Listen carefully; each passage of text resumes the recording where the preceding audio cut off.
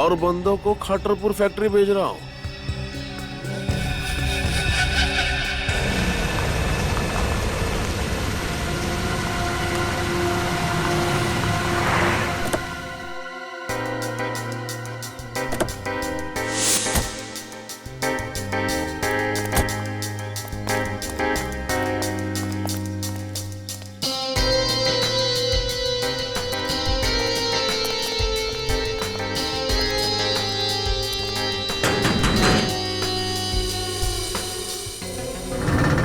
क्या हुआ? कौन हो तुम दोनों? हम मार्को है और ये मेरा छोटा भाई टार्को है। हम लोग वायरस खरीदने को आए। धीरे बोलो, धीरे। हम लोग वायरस खरीदने को आए हैं। ठीक है ठीक है, अंदर आओ। अंदर?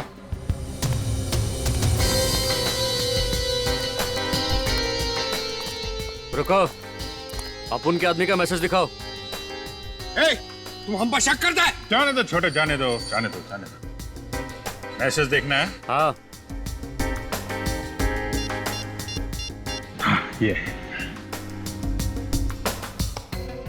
वायरस चाहिए तो खतरपुर फैक्ट्री पहुंच जाओ।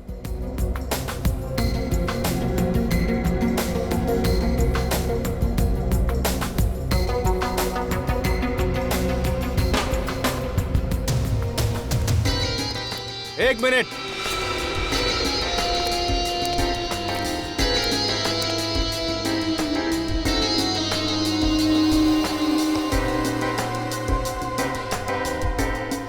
ये गन? गन? हम लोगों के पास गन नहीं होगा तो क्या लॉलीपॉप होगा? लेकिन यहाँ पर ये गन अलाउड नहीं है। अलाउ नहीं है? ठीक है, हम लोग यहाँ वायरस खरीदने आया है, गोली चलाने थोड़ी ना आया है। आ जाओ छोटे।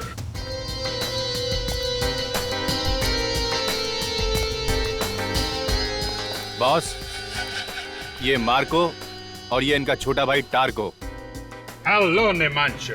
Hello Marco, Tarko. पहले कभी सुना नहीं इन दोनों के बारे में। इसीलिए तो हम वो वायरस खरीदने को आए। उस वायरस से हम वो धूम मचाएगा कि इंटरपोल का पुलिस भी हमारे नाम से थर थर कांपेगा। कहां से पकड़ के लेके आए इन दो नमूनों को? कितना कीमत है तुम्हारा वायरस का? सबसे ज्यादा कीमत हम देगा। बिठाओ इन दोनों को। चलो अंदर आ जाओ। नमूना बोला तुमको? कितनी दूरी पे है? सर, दया सर की गाड़ी इसी रास्ते पर करीब 100 मीटर दूर है। 100 मीटर? मगर फोन क्यों नहीं उठा रहा है वो?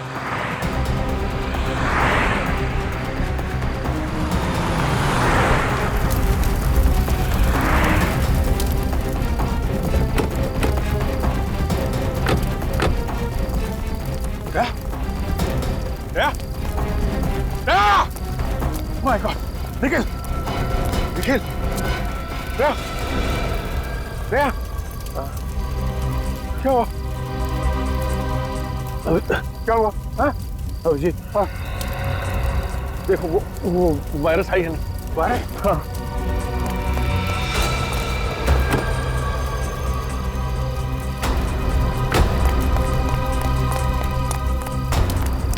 सर, वायरस नहीं है। क्या? वायरस नहीं है? सर! दया! दया!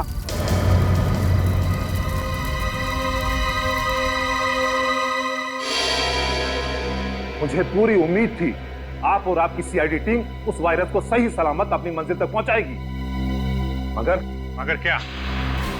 रामंजन जी, उस वायरस के बारे में हमारी टीम के अलावा आपको और आपकी टीम को भी मालूम था। क्या मतलब? मतलब यह कि आपकी टीम में से कोई गद्दार है जिसने उन लोगों को खबर कर दी हमारे खुफिया प्लान के बारे में। आप लोगों ने लास्ट मिनट में अपना प्लान बदल लिया था। आप लोग किस रास्ते से जाने वाले हो, किस होटल में रुकने वाले हो, इसकी खबर नहीं थी मुझे। लेकिन आपको यह तो पता था कि वो वायरस लेके हम लोग अशोकनगर की लैब में जा रहे हैं। सर, इस रघु से बहुत पूछा, लेकिन इसकी सुई एक ही जगह पर आकर अटक गई।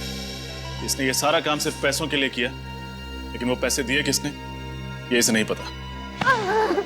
देख रघु, अभी तो तू चल के आया है। अगर सच सच नहीं बताया ना तो पैरों पे खड़ा भी नहीं हो पाएगा, समझा? साहब मैं सच बोल रहा हूँ साहब, मुझे इस काम के लिए 1 करोड़ रुपए मिलने वाले थे साहब, बस और कुछ नहीं मालूम साहब, सच्ची में। 1 करोड़? कौन है ये जो तुम्हें 1 करोड़ देने वाला था? साहब मैंने बस आवाज सुनी थी साहब, मुझे कॉल आया था साहब प्राइवेट नंबर से।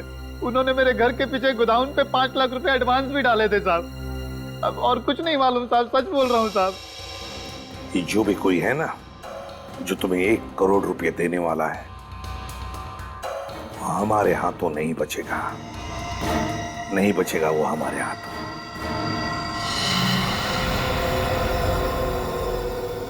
.22 कैलिबर की गोली, दया सर की गाड़ी पर .22 कैलिबर की गोलियां चलाई गई। हाँ रजत, और इन गोलियों के नीचे रिम भी है, ये देखिए। रिसर्च लैब पर जो गोलियां चली थी उनके नीचे रिम नहीं था और ना वो .22 कैलिबर की थी, वो थी .45 कैलिबर की गोलियां। और सर इस हमले में ना तो ऑटोमेटिक गन्स का इस्तेमाल किया गया था और ना ही ज्यादा कैलिबर की गोलियों का। वही तो रजत, वही तो। इसका एक ही मतलब है कि वायरस पाने के लिए सिर्फ एक ग्रुप नहीं, और भी एक ग्रुप है। एक वो ग्रुप जिसने रिसर्च लैब पर हमला किया था और दूसरा ग्रुप जिसने दया पर गोलियां चलाई थी। सर इसका मतलब अब हमें सिर्फ एक नहीं 2 ग्रुप्स को ढूंढना है। हाँ, लेकिन सबसे पहले ये पता करना पड़ेगा कि जिस ग्रुप के पास वायरस है वो लोग कौन है। एक सुराग है बॉस, एक सुराग है जिससे आप लोग उन तक पहुंच सकते हैं। तो यार जल्दी बता ना सारुण के। बताता हूं, आइए।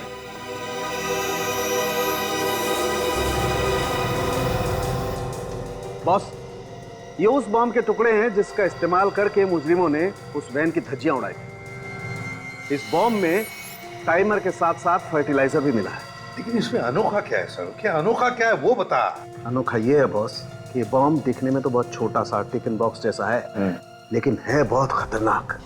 इस बॉम्ब का इस्तेमाल बड़ी बड़ी फैक्ट्रीज में एक्सप्लोजर के लिए किया जाता है। और एक बात, इस बॉम्ब के कंपोनेंट बाजार में आसानी से नहीं मिलते हैं। बड़ी बड़ी फैक्ट्रीज को भी खास परमिशन लेकर के स्पेशल ऑर्डर देकर के मंगवाना पड़ता है। तो फिर जरूर ये सारा सामान किसी फैक्ट्री से चुराया गया है।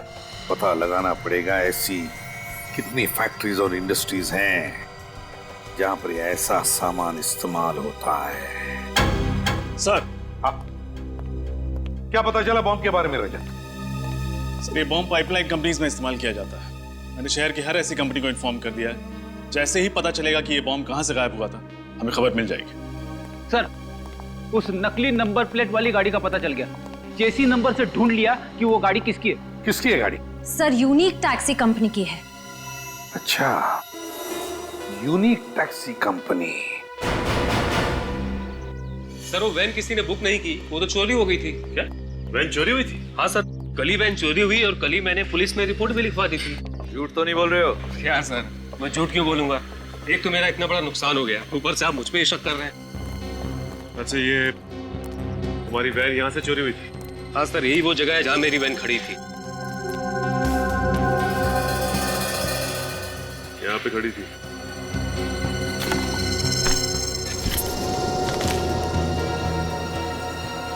सूरज, कर क्या रहा तुम? वो कुछ नहीं, वो कचरा गिरा पड़ा था, मैंने सोचा उठा के बाहर फेंक दूंगा। इधर देखो, ये तो रेस्टोरेंट का बिल है। 5 बजे यहाँ से सैंडविच खरीदा गया, पनीर सैंडविच। ये कितने बजे चोरी हुई थी वैन यहाँ से? सर ये कोई शाम 8 बजे। शाम 8 बजे वैन चोरी हुई और 5 बजे कैफे किमानी से सैंडविच खरीदा गया और उसके बाद वैन चोरी हुई। Cafe Kimani. तो आपके वेयरहाउस से सिल्वर बॉक्स गायब है? हाँ सर। ऐसे कैसे बॉक्स चोरी हो गया? आपके सिक्योरिटी गार्ड खर्राटे मार रहे थे क्या? नहीं सर, सर वो दरअसल 2 दिन पहले वेयरहाउस में आग लगी थी। शायद उसी दौरान किसी ने बॉक्स को चुरा लिया होगा। ये आग लगी कैसे? सर वो शॉर्ट सर्किट की वजह से। उसके बाद हमने मेन बोर्ड को चेंज करके दूसरी जगह शिफ्ट कर दिया था। तो जहाँ ये मेन बोर्ड पहले था वो जगह दिखाइए। आइए सर। सर ये रहा बोर्ड।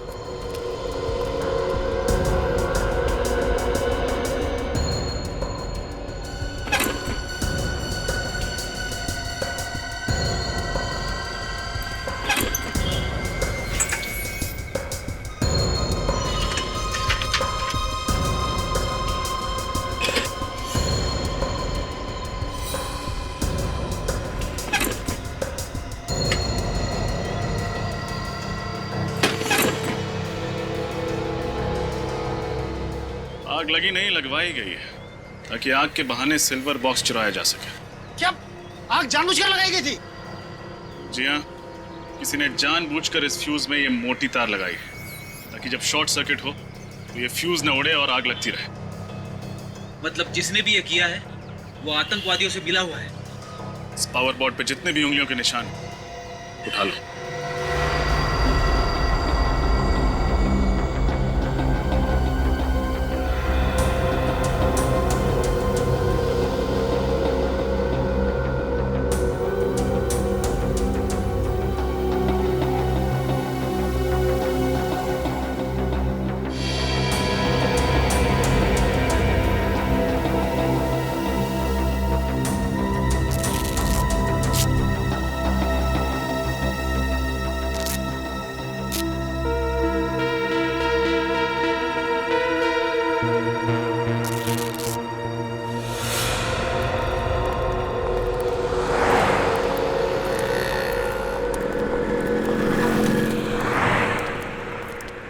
क्या लेंगे सर?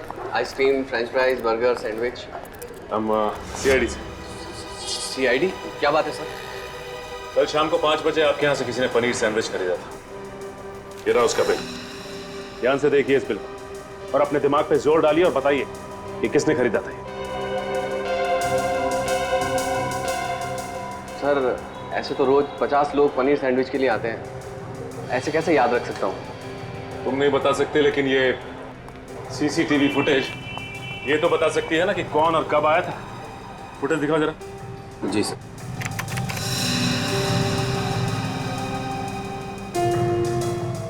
नहीं, ये 5 बजे का फुटेज दिखाओ।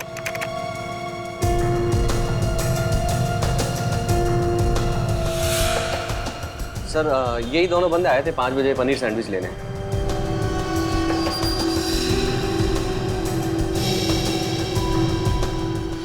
सर ऐसा लग रहा है कि एक आदमी ने दाढ़ी लगाई हुई है और ये दूसरे ने टोपी और चश्मा लगा रखा है। ओह, तो ये दोनों के दोनों भेष बदल कर यहाँ पे आए थे। ये फुटेज चाहिए हमें।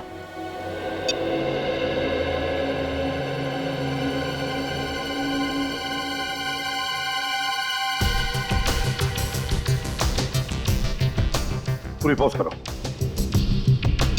अब रिवाइंड करके उसके हाथ पर जूम करो।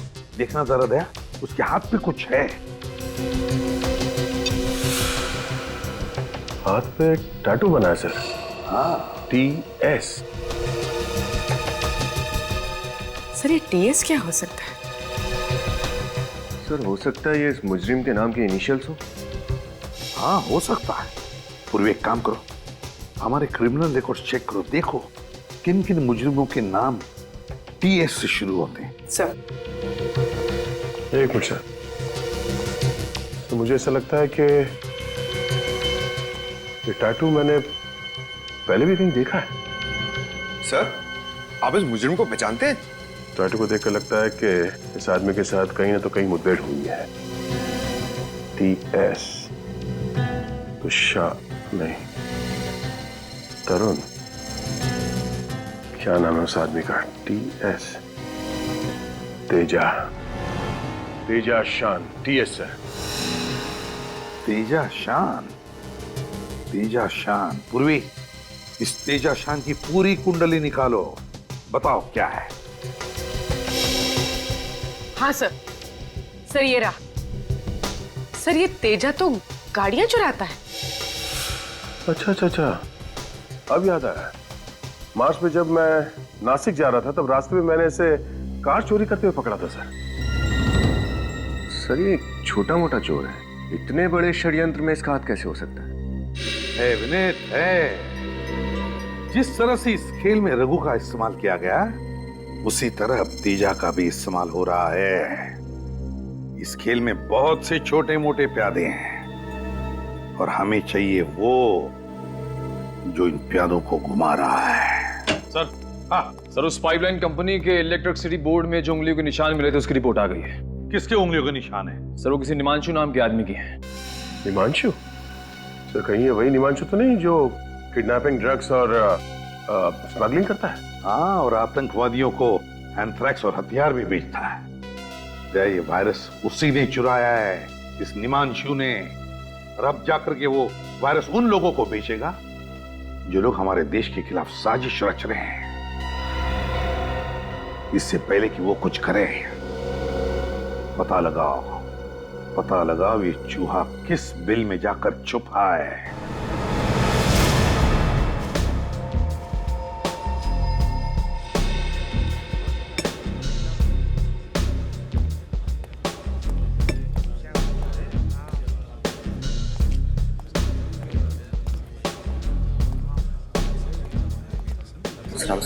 बैठ कर लो। देख,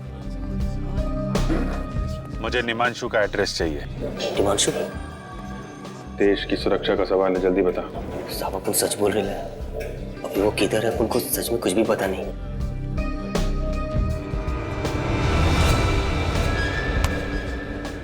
देख, हमें अच्छी तरह से मालूम है तू निमांशु के लिए काम करता था, इसलिए सब कुछ सच सच बता दे, वरना सीआईडी के हाथों एक खून हो जाएगा। अंकल लो साहब, घोड़ा तो साइड रखो साहब। चल बता, निमांशु का फोन नंबर, एड्रेस, जो कुछ मालूम है बता। सच्ची बोल रहे हो साहब, अपन को कुछ नहीं पता। और साहब अपन के पास एक फोटो है साहब, शायद वो आपके काम आ जाए। ऐसी फोटो दिखाता हूँ साहब, ये देखो ना साहब।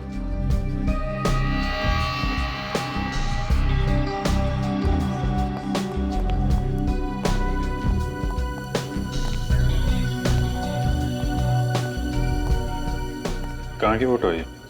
साहब को तो लगता है ना शायद ये निमांशु भाई के नए अड्डे का है। वो अपना एक दोस्त है मुन्ना, उसी ने भेजे था। साहब बोल रहा था ना कि अभी इधर करोड़ों का डीलिंग होने वाला है। अभी निमांशु भाई बहुत बड़ा हाथ मारने वाला है। सर इसका मतलब उस वायरस की बिक्री इसी जगह पे होने वाली है। अरे तो अपने उस मुन्ना से पूछना कहाँ का एड्रेस है ये। साहब वो तो बाहर गाँव गया है, ना तो उसका कोई फोन नंबर है ना कोई एड्रेस। सच्ची बोल रहे हो साहब। ये बंगलो जो है समंदर के आसपास का ही लगता है। यहाँ भी एक कार भी खड़ी है। XYP 5051। पता लगाओ ये कार किसके नाम पे रजिस्टर्ड है। इस कार से ही पता चलेगा इस बंगलो के बारे में।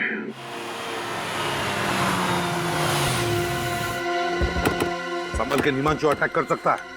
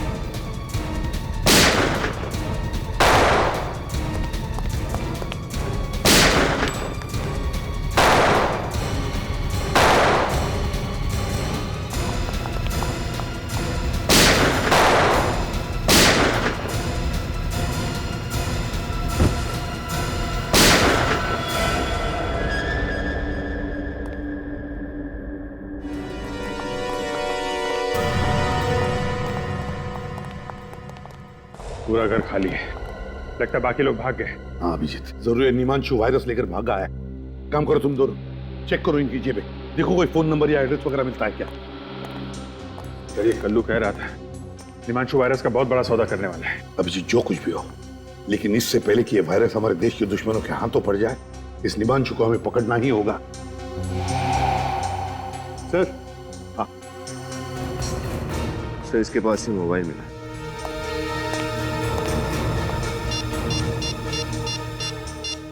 और अभिजीत ये देखो, इसने निमांशु को मैसेज भेजा है कि वायरस के लिए एक और खरीदार मिला है। उसे मैं खतरपुर फैक्ट्री भेज रहा हूं। एक और खरीदार?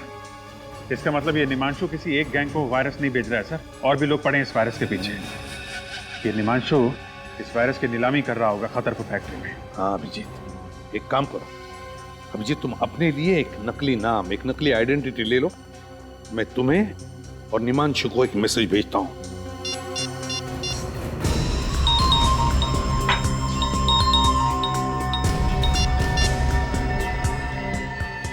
तो और बंदों को खटरपुर फैक्ट्री भेज रहा हूं।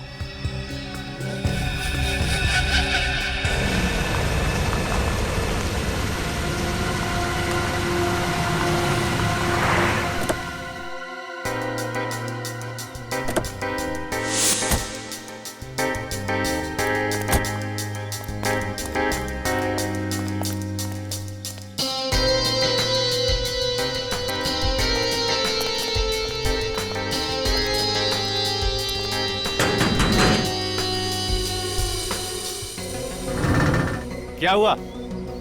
कौन हो तुम दोनों? हम मार्को है और ये मेरा छोटा भाई टार्को है। हम लोग वायरस खरीदने को आए। धीरे बोलो, धीरे। हम लोग वायरस खरीदने को आए हैं। ठीक है, अंदर आओ। अंदर?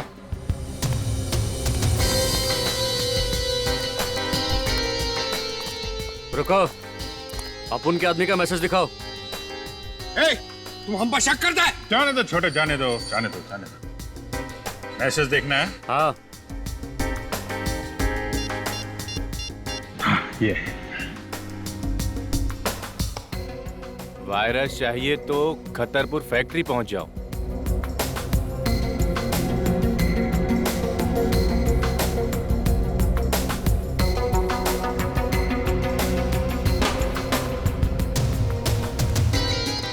एक मिनट।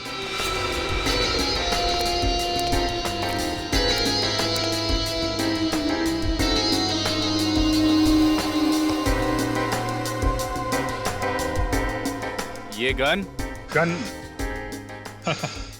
हम लोगों के पास गन नहीं होगा तो क्या लॉलीपॉप होगा? लेकिन यहाँ पर ये गन अलाउड नहीं है। अलाउ नहीं है? ठीक है, हम लोग यहाँ वायरस खरीदने आया है, गोली चलाने थोड़ी ना आया है। आ जाओ छोटे।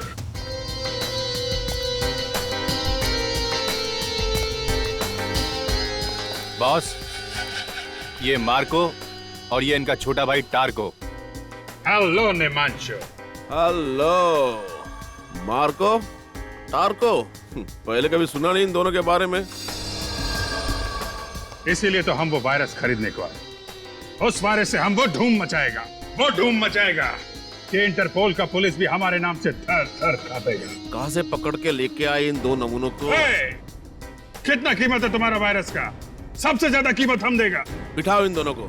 चलो अंदर आ जाओ। नमूना बोला तुमको?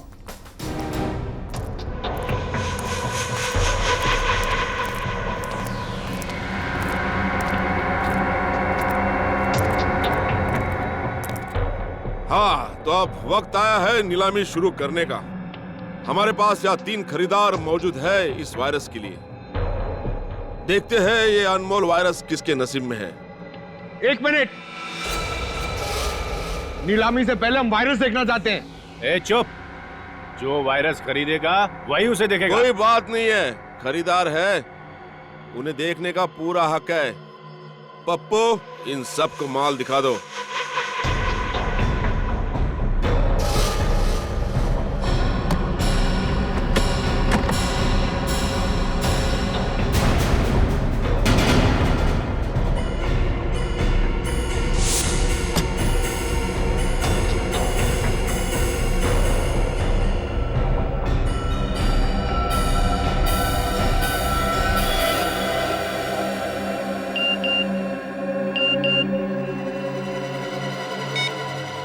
वायरस यहीं पर है। हाँ, तो नीलामी की शुरुआत होगी 10 करोड़ रुपए से। चलिए, बोली लगाइए। 11 करोड़, 12 करोड़, 15 करोड़, 20 करोड़ 20 करोड़ 40 करोड़। हाँ 40 करोड़ 50 करोड़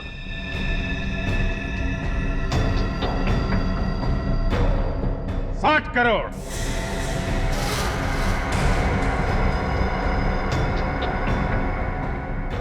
60 करोड़, बस 60 करोड़। इस अनमोल वायरस की कीमत तो 100 करोड़ भी कम है। कदरदानो, बोली बढ़ाइए। है कोई? 60 करोड़ 1, 60 करोड़ 2, 60 करोड़ 3। मुबारक हो मार्को और टार्को, वायरस आपका हो गया। पैसे लायो? कैसी बच्चों वाली बातें करते हो निमांशु? 60 करोड़ रुपए कोई पॉकेट में लेके घूमेगा? ये लो, मेरे इस मोबाइल फोन में अपना अकाउंट नंबर टाइप कर दो। 2 मिनट में तुम्हारे अकाउंट में पैसे ट्रांसफर हो जाएंगे। लाइए।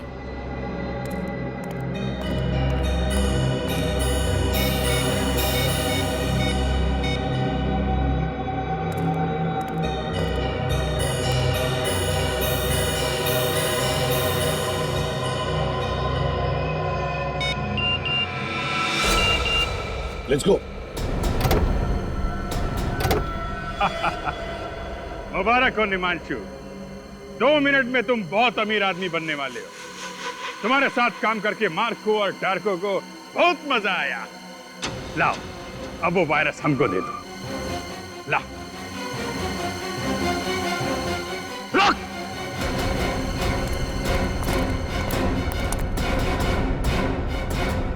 वायरस ये लोग नहीं, हम लेकर जाएंगे। गन नीचे कर। ये ठीक नहीं है, गन नीचे करो। ये चीटिंग है। नीलामी हम जीता है। 2 मिनट के अंदर निमांशु के अकाउंट में 60 करोड़ रुपए पहुंचने वाले हैं। अपने आदमी को बोल गन नीचे करे, वरना सारी गोलियां तेरी खोपड़ी में डाल दूंगा। वेरी गुड, वायरस मुझे दो। पप्पू, वायरस दे दे।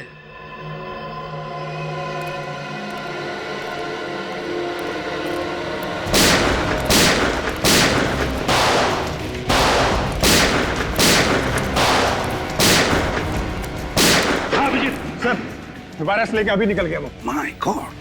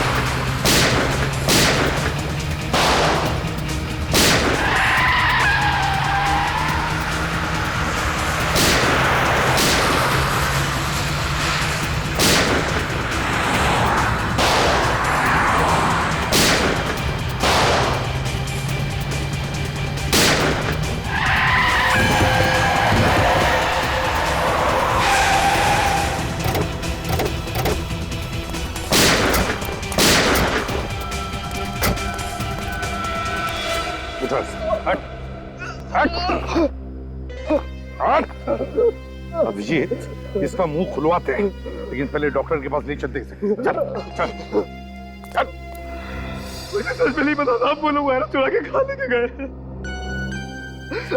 ऐसे नहीं मानेगा सर, लातों के भूत बातों से नहीं मानते। अब आप लोग मेरा यकीन क्यों नहीं करते साहब कि झूठ बोल के क्या मिलेगा साहब? एक आतंकवादी पर यकीन करें, एक देशद्रोही पर यकीन करें, साहब मैं देशद्रोही नहीं हूँ साहब। मैं तो पिछले हफ्ते इस गिरोह से जुड़ा हूँ साहब। अगर मुझे पहले पता होता साहब ये लोग देश को इतना बड़ा नुकसान पहुंचाने वाले हैं तो मैं कभी इन लोगों का साथ नहीं देता साहब, कभी नहीं। फिर किसने कहा तुम्हें इस गैंग में शामिल होने के लिए? साहब पैसों के खातिर मैं इन लोगों के साथ जुड़ गया था साहब। अच्छा, तुम्हें पहले मालूम नहीं था कि ये लोग वायरस चुराने वाले? हाँ? नहीं साहब, ये लोग मुझे कुछ बताते नहीं थे साहब। मुझे तो आज सुबह तक ये भी नहीं पता था कि हम लोग वायरस चुराने के लिए एक बार फिर से हमला करने वाले साहब। फिर से? हाँ साहब। पहले कब किया था हमला? कौन? साहब इससे पहले जो सरकारी बिल्डिंग पे हमला हुआ था वो हमला भी हम ही लोगों ने किया था साहब। सरकारी बिल्डिंग पर हमला किया था? हाँ? और कहते हो कि तुम देशद्रोही नहीं हो? नाम क्या है तुम्हारे बॉस का? है कौन वो? सब दामोदर नाम है उसका साहब। दामोदर? पूर्वी, हमारे क्रिमिनल रिकॉर्ड चेक करो, देखो क्या पता चलता है इस दामोदर के बारे में। सर। कब से प्लानिंग चल रही थी तुम्हारी इस हमले की? प्लानिंग तो तभी से चालू थी सर, जब से निमांशु के गिरोह वाले वायरस हमारी नाक के नीचे से निकाल के ले गए थे साहब। इस बात की जानकारी दामोदर उसके कुछ खास आदमियों को ही होती थी साहब। इसके अलावा मुझे कुछ नहीं पता था। कुछ नहीं पता सुन के हमारे कान सड़ गए। हाँ? ये वायरस कहाँ है बता दे, वरना तेरा क्या हशर करेगा कानून ये हम भी नहीं जानते, समझा? सर, दामोदर नाम का कोई भी मुजरिम हमारे क्रिमिनल रिकॉर्ड्स में नहीं है। सर, ये आदमी हमसे अभी भी झूठ बोल रहा है। इसने अपने बॉस का असली नाम अब तक नहीं बताया। मुझे तो उसका नाम दामोदर ही बताया गया था साहब। हो सकता है उसका नाम कुछ और हो साहब। उसकी शक्ल तो देखी होगी तुमने? हाँ साहब, देखिए साहब। तो फिर उसका स्केच बनवाओ, समझे? और अड्डा बताओ।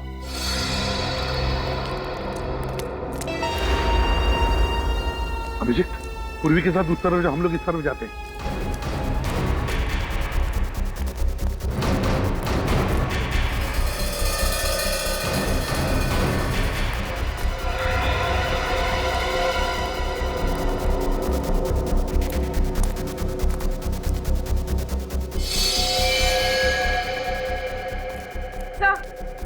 हाँ। सर, कुछ भी नहीं मिला, खाली पड़ा हूं।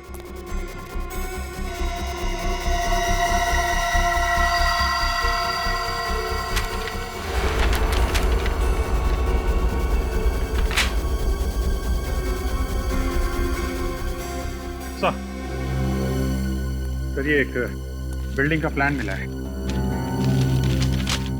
अभिषेक, किस बिल्डिंग का प्लान हो सकता है ये? सर, हो सकता है बिल्डिंग इनके छुपने का कोई इकलाटा हो।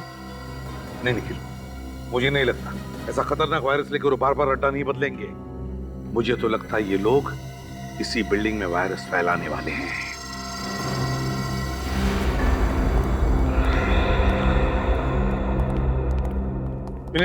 पता चला किस बिल्डिंग का नक्शा है? नहीं सर, अभी तक नहीं। शहर की सारी कमर्शियल बिल्डिंग्स के नक्शे मैं चेक कर रहा हूँ सर। और हमारे पास वक्त बहुत कम है, कहीं ऐसा ना हो कि हम इसी नक्शे में उलझे रहे और वहां पर अटैक हो जाए वायरस का।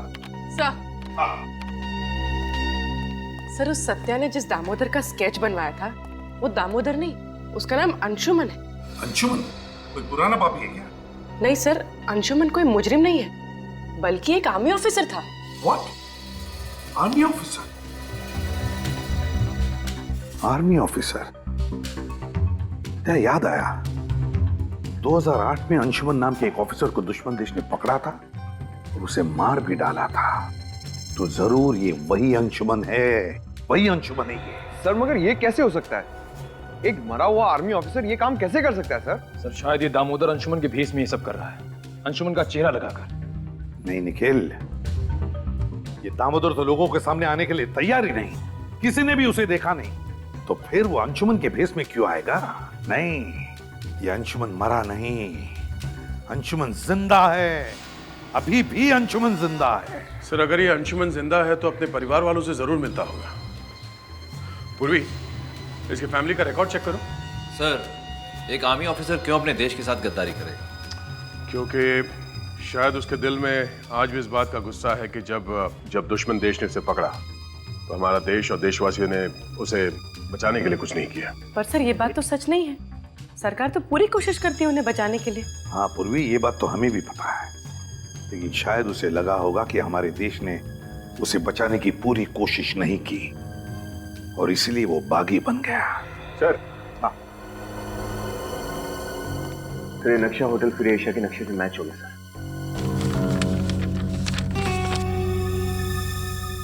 Hotel free Asia. मेरे पापा ने अपनी एक एक सांस नौछावर कर दी देशभक्ति के नाम पे, शहीद हो गए इस देश पे, और अब सीआईडी वाले उन्हें देशद्रोही कह रहे हैं, उन्हें मुजरिम कह रहे हैं। I'm sorry मिस रिया, मगर सच्चाई तो यही है कि आपके पिताजी मिस्टर अंशुमान ने देश को धोखा दिया है और वो मरे नहीं, अभी भी जिंदा हैं और अपने ही देश के खिलाफ एक ऐसा षड्यंत्र रच रहे हैं, न जाने उसकी कीमत आने वाली कितनी पुश्तें चुकाएंगी। ये नहीं हो सकता।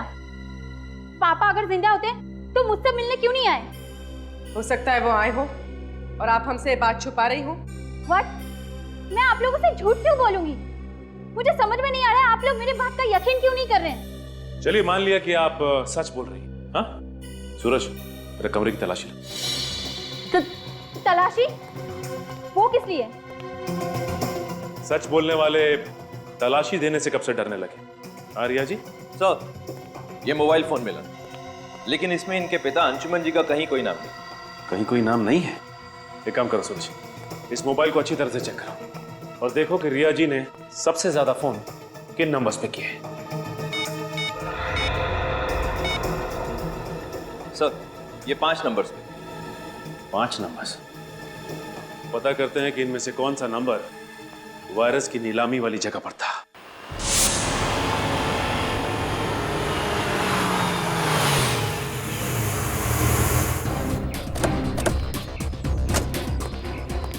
सर, अंशुमन का मोबाइल इस तरफ दिखा रहा है। चलो चलिए चलो। अरे सर, आप लोग अंदर नहीं जा सकते सर। हेलो सर, कहिए मैं आपकी क्या सहायता कर सकता हूँ? यार सहायता तब करोगे जब फोन उठाओगे। कब से फोन कर रहे हैं, उठा क्यों नहीं रहे आप लोग? सॉरी सर, वो क्या आज आर्मी वालों की कॉन्फ्रेंस है, सभी लोग उसी की भागदौड़ में लगे हुए, शायद इसीलिए किसी का फोन की घंटी पर ध्यान नहीं गया। ये कॉन्फ्रेंस होनी नहीं चाहिए। सर बस क्यों? हम लोग सीआईडी से कॉन्फ्रेंस रोको जल्दी। सर सॉरी सर, लेकिन कॉन्फ्रेंस तो शुरू हो चुकी है, 11 बजे का वक्त था सर। माय गॉड, ये आदमी आया कॉन्फ्रेंस के लिए? पता नहीं सर, इतने सारे लोग किसका चेहरा याद रखूं, पर बात क्या है सर? बात बहुत सीरियस है। एक काम करो, तुम्हारा होटल अच्छी तरह से सील करो, कोई अंदर बाहर नहीं आना चाहिए। सीसीटीवी का लाइव कवरेज हमें देखना है अभी। सर किस तरह? अभिजीत, या एक्सक्यूज मी, श्रेया नजर आओ। जाइए प्लीज जल्दी।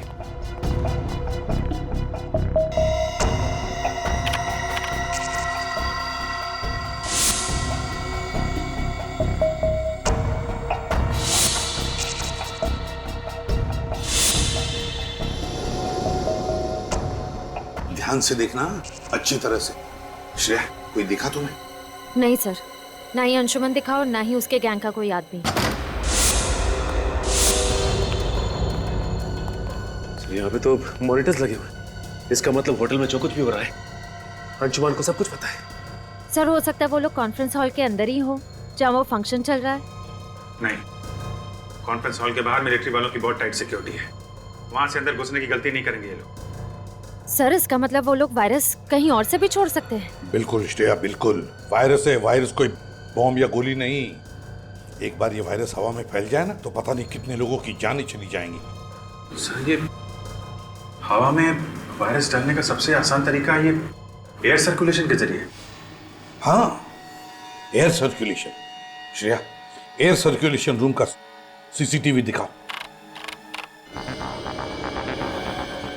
ये 2 लोग उसी एरिया की तरफ जा रहे हैं, स्टाफ वाले लगते हैं। नहीं नहीं, ये अंशुमान का आदमी है सर। वायरस की नीलामी के वक्त इसे मैंने वहां पे देखा था। अभी इन्हें रोकना होगा।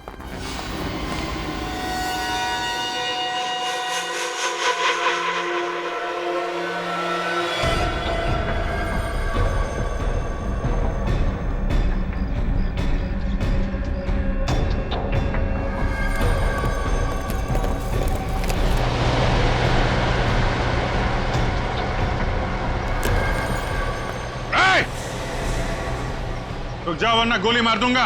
अगर हमें मौत से डर लगता तो वायरस फैलाने जैसा काम हमें नहीं दिया जाता ऑफिसर।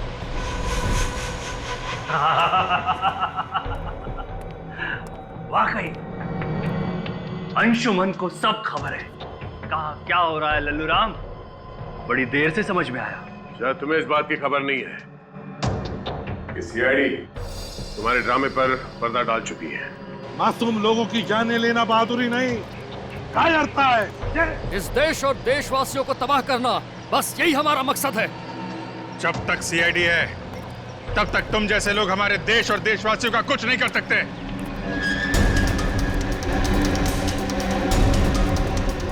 गोली चलाने की जरूरत नहीं है, ये खुलते ही तुम सबके सब मारे जाओगे। ये लोग गणतंत्र दिवस का तोहफा एसीपी प्रद्युमन की तरफ से।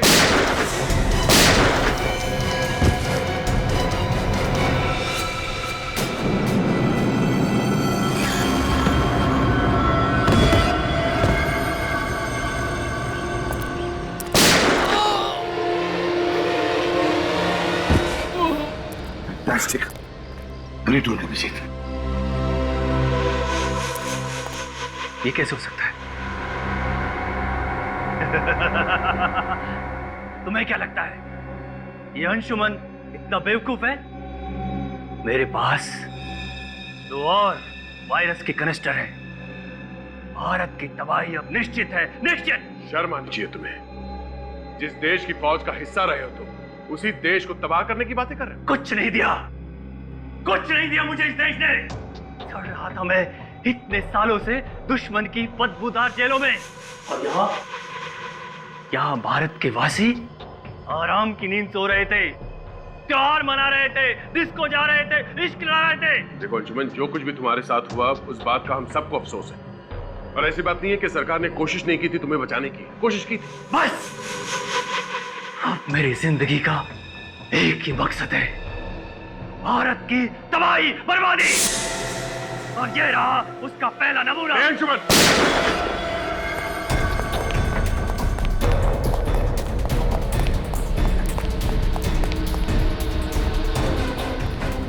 इसे देखो अभिजीत, यह अंशुमन बहादुर सिपाही आज पीठ दिखाकर भाग रहा है।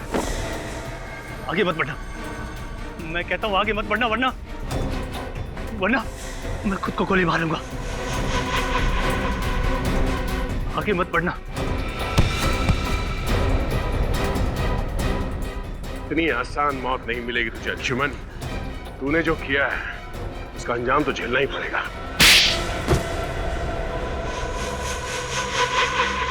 मुझे दुख तो इस बात का था कि जिस देश के लिए मैं 8 साल तक लड़ता रहा, उस देश ने मुझे वापस लाने की कोई कोशिश नहीं की। कोशिश की थी, मगर दुश्मन देश के हिसाब से तुम मर चुके थे। और मिस्टर अंशुमान, तुम्हारे साथ 8 सैनिक पकड़े गए थे, फिर ऐसा कैसे हुआ कि सिर्फ तुम ही जिंदा बचे? क्योंकि आतंकवादियों से मिल गया था। ये आतंकवादियों से देश को बेचने निकला था। अगर देश का रक्षक ही भक्षक बनेगा तो दुश्मनों की क्या जरूरत है। लेकिन जब तक हम हैं, जब तक ये सीआईडी है, ऐसा नहीं होगा, कभी नहीं होगा। जय हिंद, जय हिंद।